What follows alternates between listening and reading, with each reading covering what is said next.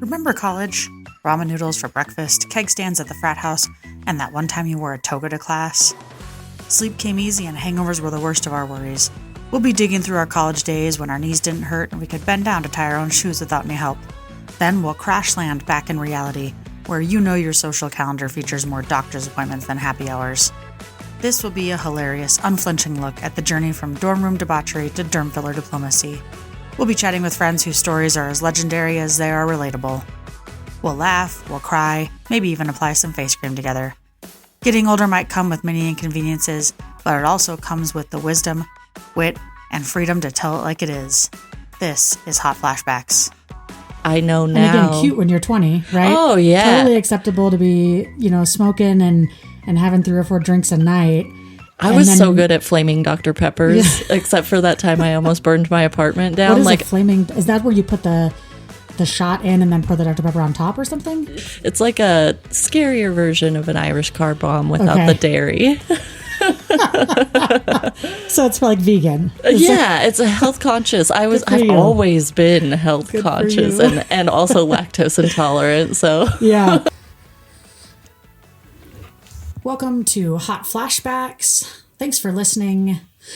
I'm your host, Molly Ward, and today I have my good friend JeNae, and we're going to chat a little bit today about anxiety and adult onset anxiety and how that sort of affects or how that comes out in your middle ages. JeNae, do you want to introduce yourself? Yeah, so my name is JeNae Miller. I have anxiety. No, I have known Molly for years now, and I'm excited to kind of capture some of our wit and banter on a microphone and kind of just add it to the archives of how funny we are. We'll start our own This Is How Funny We Are podcast. Yes. Where we just say funny stuff and people listen in. It's just hard because it's natural. It's just hard. It's just so difficult being this witty. I can't handle it. Well, I appreciate you being here and being willing to talk and share. One of the reasons, really the main reason that I wanted to chat today was because I know that for a lot of adults, and in particular women, but for a lot of adults in your 30s and 40s, as your body is changing and you're aging, is the opposite of adolescence. Mm-hmm. Instead of getting hairs and getting excited, you're losing hairs and not being excited. So big feelings. Yes. Big feelings and lots of anxiety to kind of, or I guess history to remind yourself how scary things can be. You have a lot more experience to compare life to, and it's like, I don't know, you have something else a little bit more terrifying to talk yourself out of every once in a while. But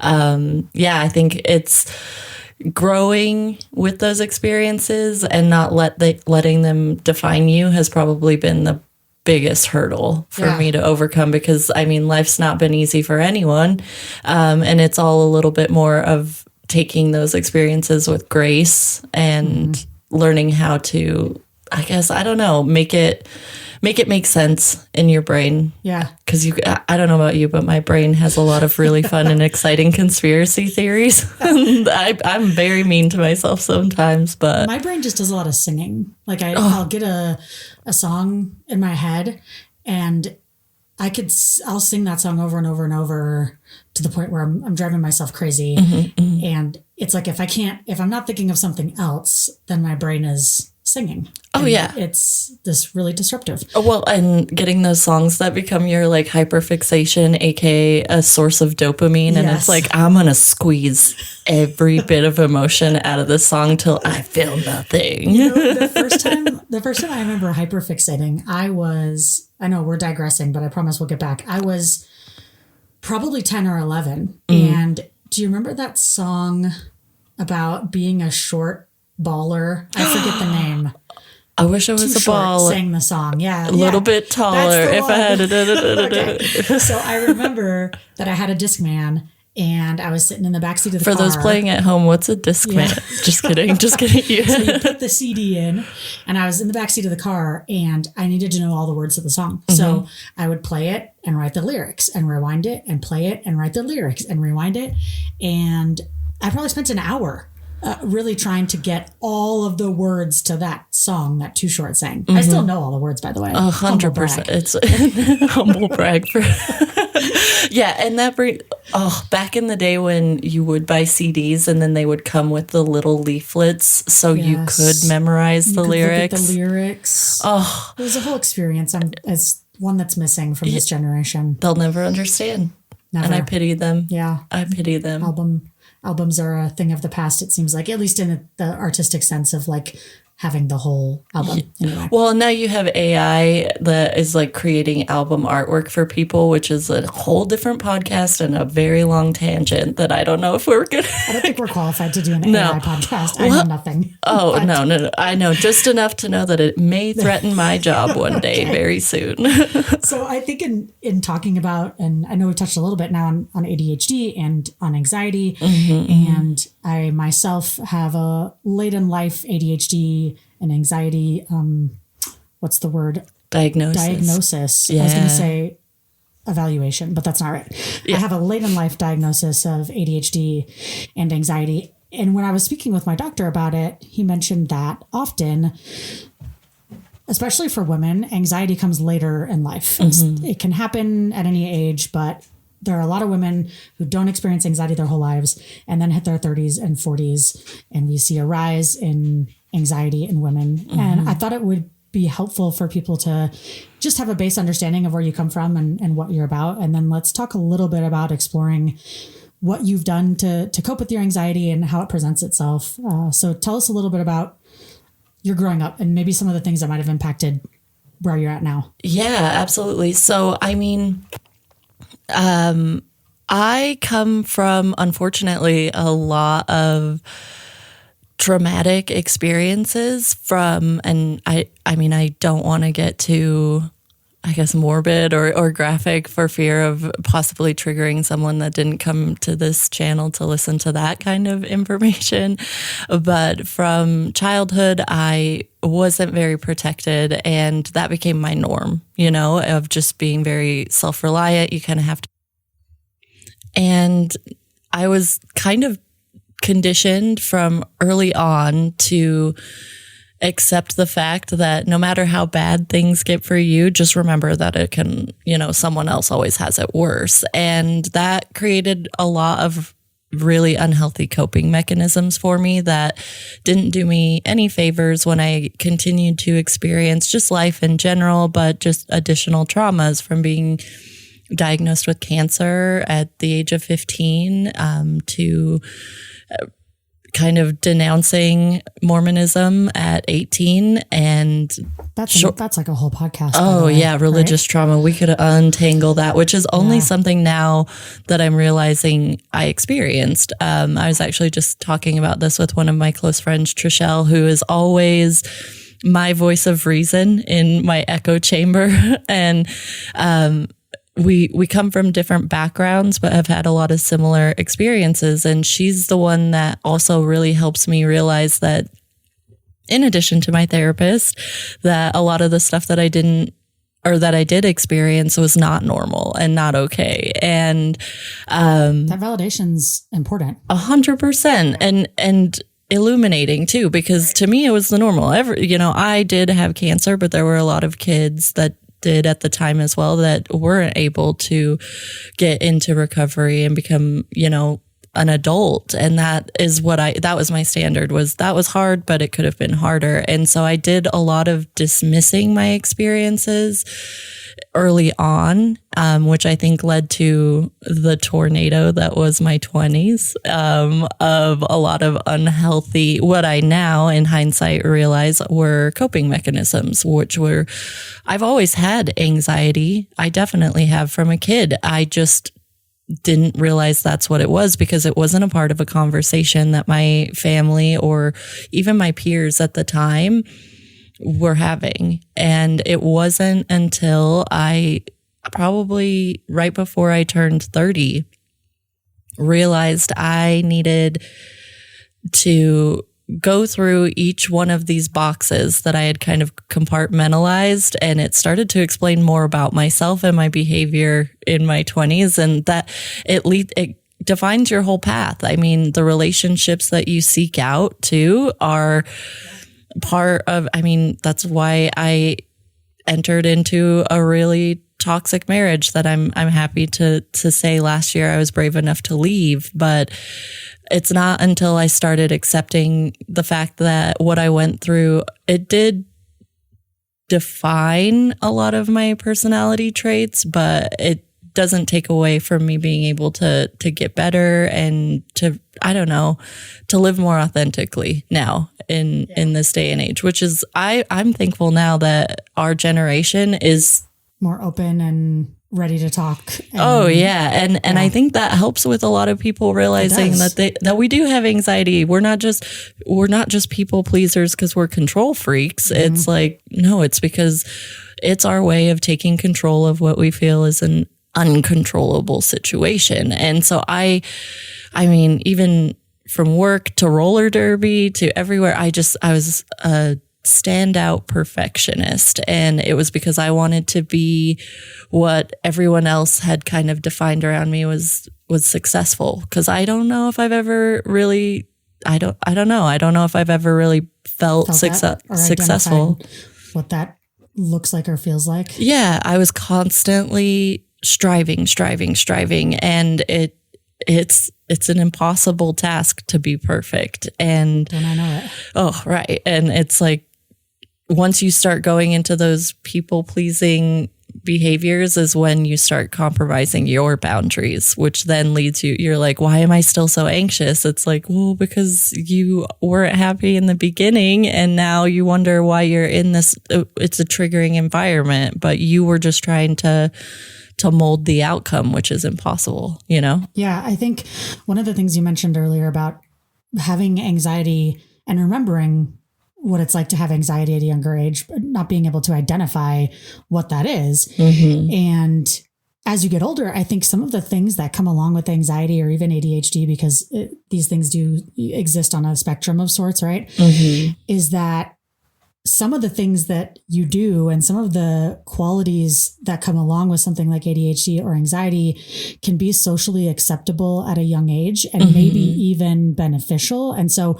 when I was young, I remember being called hyperactive mm-hmm. and I remember being hyperactive and I think I honed my ADHD to the point where it worked for me because I have some great qualities that come along with that. Right? Superpowers almost. Superpowers, mm-hmm, right. Mm-hmm. My ability to hyperfixate and get things done, my ability to, I don't want to say multitask, but I can really go from one thing to the next pretty quickly, which can also be a negative, right? Yeah. And so, but those things become less acceptable as you get older. And I think the hyperactivity is like cute when you're 16, but when you're a 38-year-old hyperactive, not as cute anymore. Right. And I think that's when I realized, wow, I need to get some of these things under control for myself mm-hmm. because these are things I got away with when I was younger, talking a lot, mm-hmm. Getting distracted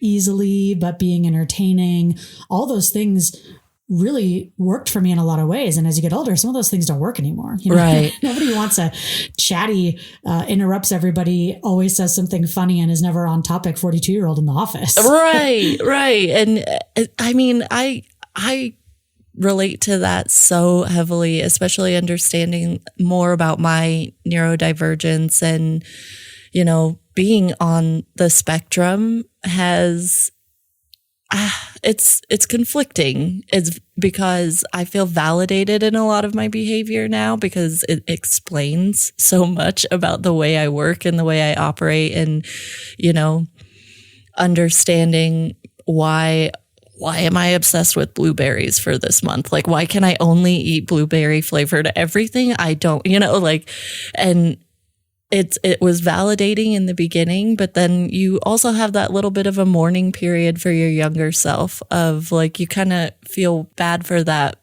young person from teens to 20s that was navigating this life without a guidebook. And for me, I've yet to figure out if my neurodivergence is a big part of my anxiety, or is it my experiences, or is it a fun and exciting combination of both, which I think that may be the answer. That answer sounds way more fun. Yeah, maybe kind of cool. Harder to cope with and medicate, but still more fun. Yeah. And I mean, I know now, hindsight, that I was feeling a lot of these symptoms of neurodivergence and anxiety. And the way I chose to cope with them was drugs and alcohol all through my 20s. Yeah. And I know now. You're cute when you're 20, right? Oh, yeah. Totally acceptable to be, smoking and having 3 or 4 drinks a night. I was so good at flaming Dr. Peppers, except for that time I almost burned my apartment down. Is that where you put the shot in and then pour the Dr. Pepper on top or something? It's like Jaeger and makes it taste like Dr. Pepper? Yes. Okay. So it's like Jaeger, and then there's a fun little combination. You light the liquor on fire, you drop it into the other. Right. So it's like a scarier version of an Irish car bomb without the dairy. So it's like vegan. Yeah, it's a health conscious. I've always been health conscious and also lactose intolerant. So yeah, I just think that, again, those are things that, if you're using them as coping strategies and you're not aware of that in your 20s, mid 20s, even late 20s, depending on where you live. And as I think in some places, the less is expected of 25-year-olds than maybe other places, right? So in Utah, a lot of folks get married young and have kids young. And so I think the expectations of a 25-year-old in Utah probably look very different than a 25-year-old in, Boston or New York City, right? But those things that you're doing and those coping mechanisms that you have are more socially acceptable. And it's part of what's expected, that you're going to sort of have these experiments or do these things, have these experiences, be crazy. Not as socially acceptable to be, in your mid 40s doing flaming Dr. Peppers in your kitchen every night, right? And burning your place down, right? It's like, oh, what? She's a mess. And it's like, no, that's just, I think about it often too, is like living in Utah is dystopian universe where those of us that did drink or do go out and things like, we're the others. We're not the norm either, but still we're so harshly judged that it's like, I'm going to be bad more, Your perfectionism kicked in. I'm going to be the best I'm going to be the best alcoholic. The perfectionism thing is interesting, is that is generally associated with anxiety. And, I didn't realize how much of a perfectionist I had become until I got married and really started parenting as a step parent. And what I learned was a lot of my anxiety really started to kick in and show itself at that time in my life, because I think I'm also a people pleaser, as we talked about. And what I found about myself is I really want everyone to be happy and have fun. Now, these seem like really great qualities, right? So, it's redeeming in a way. Molly, plan a party. Absolutely. Right. I'm going to be the best. I'll make sure that everybody has a good time. And wanting everyone to have a good time can also be a really overwhelming place to be, because you're not really in control of other people's emotions. Right. And I understand that I can plan the best party in the world, but if you have a shit day and come to my party, you might not be having a lot of fun. For sure. And I would take that personal. And I would do everything I could to try to fix that. And then I would be disappointed in myself that you didn't look like you're having fun. And when you have kids, you realize, especially as they get older and become teenagers, that they're never having fun. Right. And so it's really difficult. We went to Universal Studios a couple of weeks ago for spring break and took the kids. And I just remember saying to myself, not to allow the way that they look, or the look on their face, or their posture, or how slow they walk, or how little they talk to me to dictate how much fun I have today. Oh, that's hard. It is hard, because I get so much joy out of watching them have fun. And there's nothing wrong with that, except the cycle can go too far, because then when they're not having fun, it ruins my joy. Right. And that's when I really started to realize my perfectionism was kicking in, that everything had to be perfect, that the dinner had to have all the appropriate food groups, and they had to have the perfect outfit that they wanted, and I had to make every weekend fun, and we had to do all the things. And my lovely wife at some point was like, I think you're overwhelmed. You're overwhelming yourself and you're overwhelming us because you want everything to be a certain way. And it's just not going to be like that. And my anxiety kept telling me that I would feel better if everything was just perfect. And you kept like moving the goalpost a little bit. Yeah. Yep. And it's hard when I struggle with the same thing. And I've actually had a recent experience of that with a friend I went to a show with, and it was an artist that I have been obsessed with since high school. So I was buzzing, and it was Greaves and Chris Webby. It's like hip hop. It's okay. I got nothing. Chris Webby, I think I've heard of. Yeah. So I'd been looking forward to it. We had planned the show for a while, and then we get there, and I am fully sober now, and I have had a lot of practice in learning how to have fun sober, but this particular person hasn't. And she's really big on supporting me through my journey and didn't want to, but I didn't realize at the time this was her first concert she had ever been to sober as a judge. And halfway through that concert, while I am living my best life, I'm bouncing around, I'm jiggling all my parts. And I look over and she looks like she's having the worst time of her life. And I didn't know how to navigate it. I kept asking, are you having fun? Do you want to go? Do you want to stand somewhere else? And I'm disappointed now in realizing that I let the fact that she was going through her own stuff that had nothing to do with me, and I know that she likes those artists. Like we had talked about it. We listened to that music all the way down to Salt Lake. But because she wasn't matching my energy or my enthusiasm, what the expectation I had in my head, she assured me multiple times that she was having a great time. No, this is fun. It was just... This is me having fun. Yeah, this is me having sober fun, JeNae. Not everybody is a lunatic like you at these concerts, you know? And so I think that's indicative that I still have a lot of work to do on letting people enjoy things, have their experiences the way that they want to have them without me trying to impress my expectations of what their fun should look like. I have no idea how to do that yet. Yeah. And it's all part of that fun journey we talk about of just having to experience stuff and gain those lessons. I think the only time you do it wrong is when you don't learn, right? You don't do anything at all. Or don't do anything at all. Well, I was talking about this the other day. Therapy is hard. I know you've been to a lot of therapy. I myself have been to a decent amount of therapy. And the thing is that therapy is work. And the saying that you keep doing the same things over and over and expecting different results is how a lot of people operate, is like, I'm not happy with my life, or I'm unhappy with this, or I have anxiety and I'm anxious and I'm upset and I'm overwhelmed often, but I'm just going to keep doing the things that I always do. Yeah.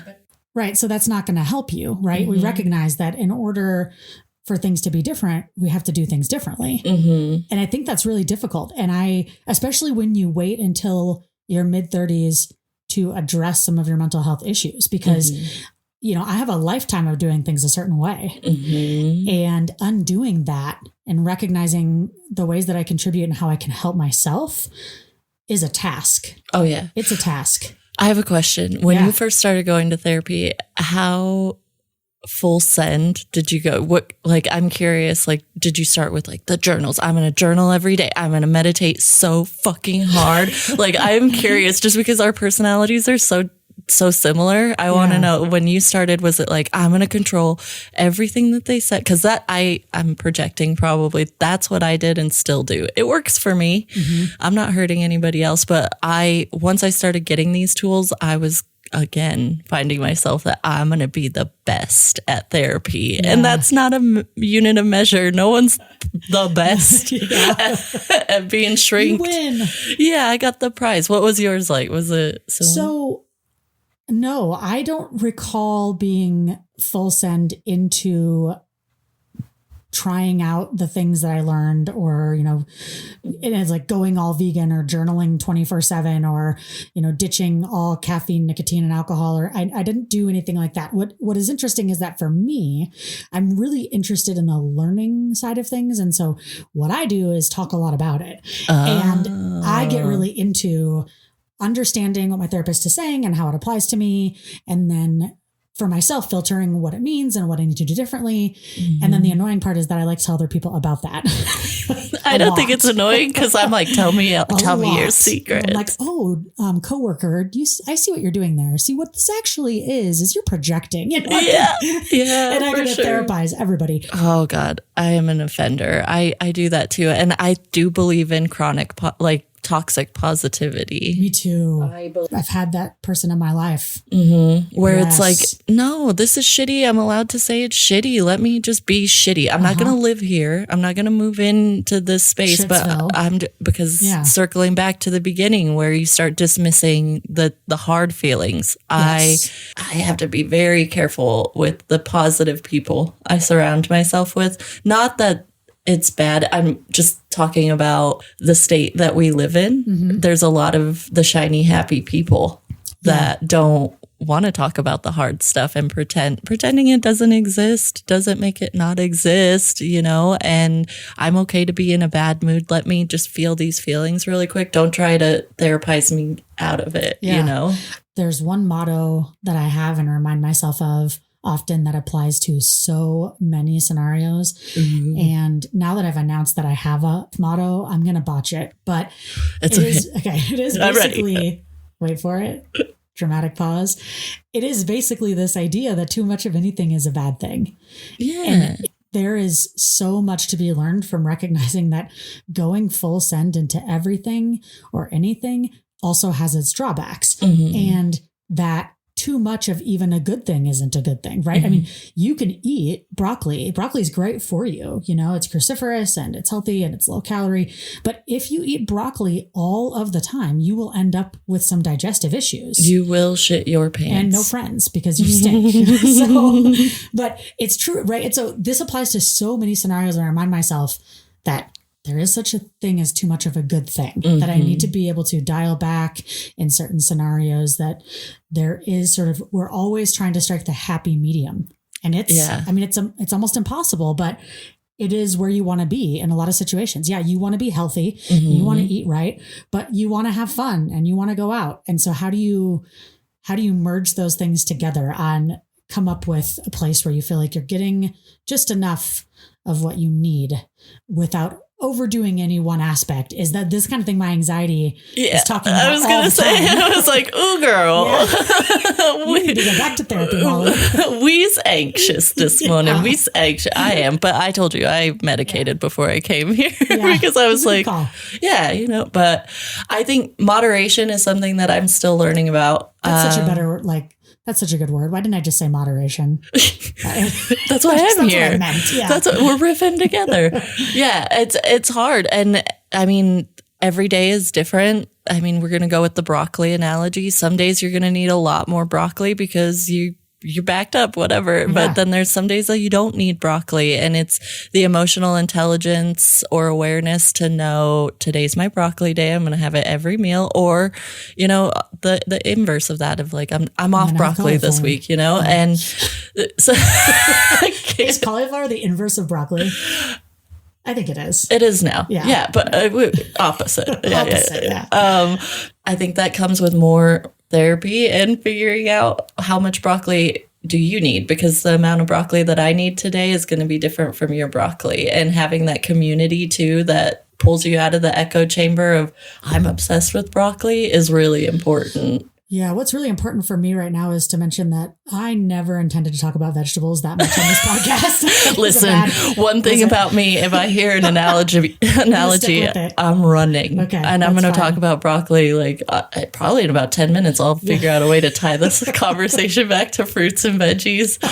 But yeah, I think I enjoy being in therapy I didn't start... Okay, my therapy journey has been complicated, but I think it was because probably around 23 is when I had been living on my own since I was 17, moved from Las Vegas to Utah. And I mean, there's a difference between growing up and maturing for sure. I think that I had to grow up at a very early age, but I didn't start actually maturing until I was about 23. And then I started going to therapy. And first time I tried, I wasn't in a place where I was I just wasn't ready. I have complex PTSD, which basically means that I've had multiple traumatic experiences. And once I started to get in the weeds and realizing how much work I had to do and how much processing I had locked away, I realized very quickly I wasn't ready. So what did I do? Flaming Dr. Peppers for like another 2 years.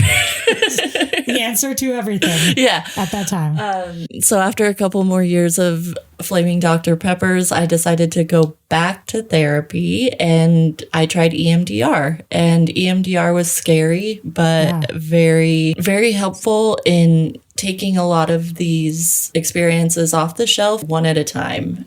Thank you so much for being here, JeNae. This was a really great conversation. I look forward to wrapping this up with you next week on our part 2 episode of Anxiety in Middle-Aged Women. This is Hot Flashbacks. We're out. Thanks for listening to Hot Flashbacks. If you enjoyed it, be sure to follow us on social media and like this episode.